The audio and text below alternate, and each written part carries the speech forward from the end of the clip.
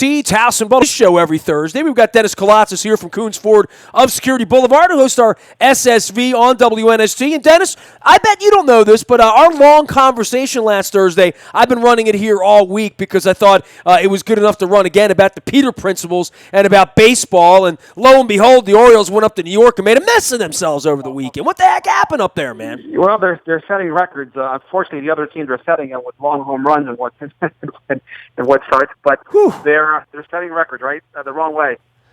Yeah, and now out in Chicago, they're coming back. But in the meantime, while they're in Chicago, this is one of your favorite times of the year because you love when they have like 90 or 100 guys running around out there. You're like one of those guys that figure out who's wearing what number and how to pronounce these guys' names and guys running through the outfield wall at softball games on Sunday. We got all sorts of stuff going on, but this is really the beginning of the 2017 Ravens as I see it when they go out for minicamp. This is as close as they're going to come to a finalized part from assembly. Yeah, of course. It's a lot of fun when they unearth a free agent that no one's ever heard about, or when a late draft pick all of a sudden starts, and we all are scratching our heads. How did that happen? But we're not the coaches, and that's one thing I have to remind myself, but other media members, that the coaches have a certain perspective. They're not going to always tip their hand, and we have to trust that's what they're doing. I mean, they watch every play of every practice. They're there. And that's a lot of talent they have to evaluate, and sometimes they hit on, and sometimes let a guy slip through the cracks. James Harrison is a perfect example of a linebacker that was in a roster who's had an arguably Hall of Fame career with the Steelers.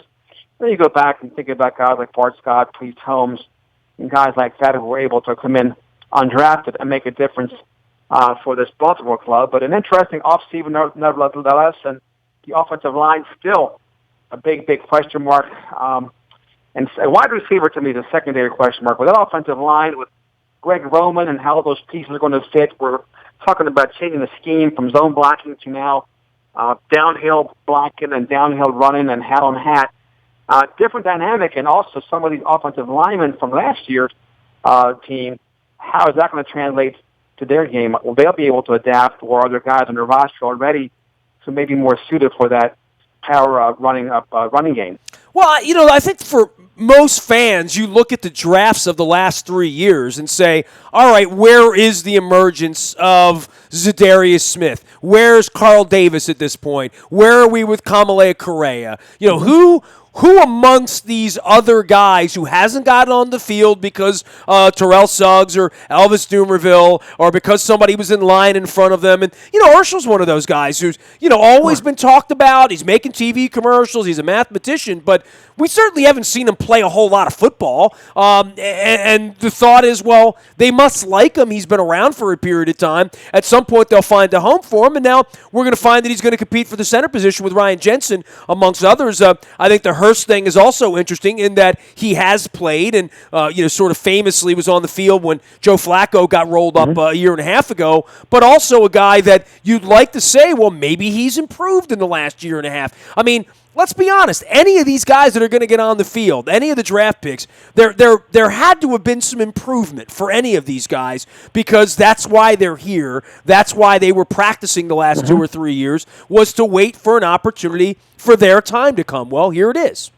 Yeah, players oftentimes experience great growth between years 1 and 2 and 2 and 3. That's why it truly does take about 3 years to see what type of a draft that a team has had. So they have the luxury of being able to look back and see who improved in the weight room, on the field. Does the playbook make more sense to them? Does the game slow down for some of these players? And you do see a dramatic difference between years 1 and 3. It just all depends on where they are. I think the defense has a chance to be scary good, particularly with the name we just mentioned, to add in also Matt Judon and guys of that ilk. The biggest question mark, though, is still the offense, Nestor. They have enough tight ends, too. I like to see them run some not only 2-man tight end sets, but 3-man tight end sets. The Patriots have run them in the past. And I think as we've seen defenses get smaller the last 4, 5, 6 years, I think now you're seeing a shift with offenses are becoming bigger in the effort to offset those small, quick defenses. You see the Tennessee Titans in particular. They've got a huge offensive line, big tight ends, and a power running game with the 2 big backs. As Marcus Mariota starts to develop. But I think that's going to be the change that we'll see in the NFL, the new trend, if you will, this year. Hey, Dennis, I think we all